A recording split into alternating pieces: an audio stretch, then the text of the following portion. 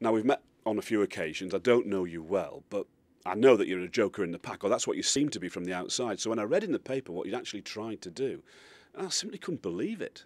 You tried to kill yourself twice, Dean.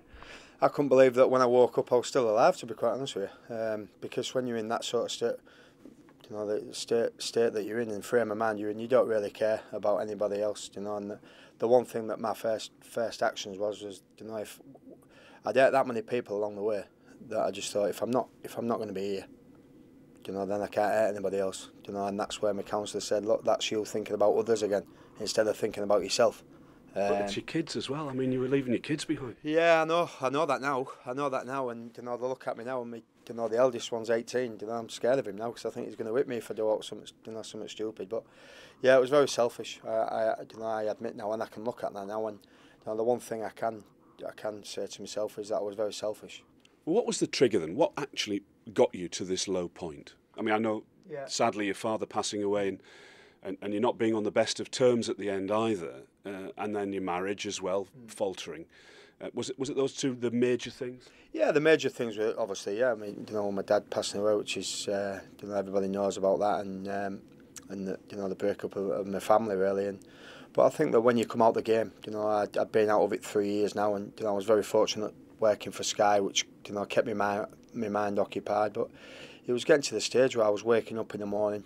You know, there's a lot of footballers now, or ex-footballers, who the phone stopped ringing.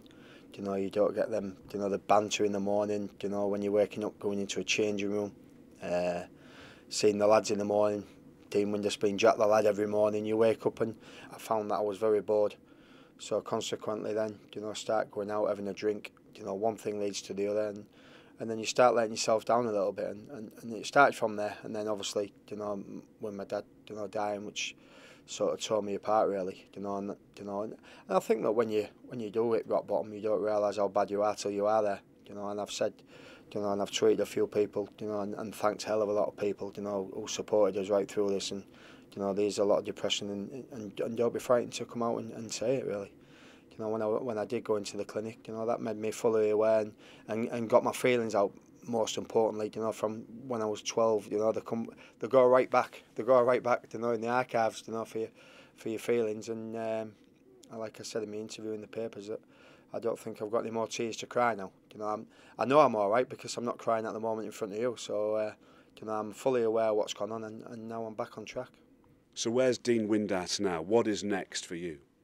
I feel very, you know, physically fit. I don't know if I still look fat on camera, but I'm quite skinny in real life. But no, I'm really looking forward to the challenge ahead now. And first and foremost, just want my kids to be proud of me again, like they was proud of me when I scored that goal at Wembley. You know, I saw the faces in the players' lounge after the game at Wembley, and I want to see that face, them smiling faces again, because you know, I want them to be proud of the dad again. And you know, that's all I am, as a dad to them, and not a footballer. And they're seeing a lot of highs and lows in their life as well.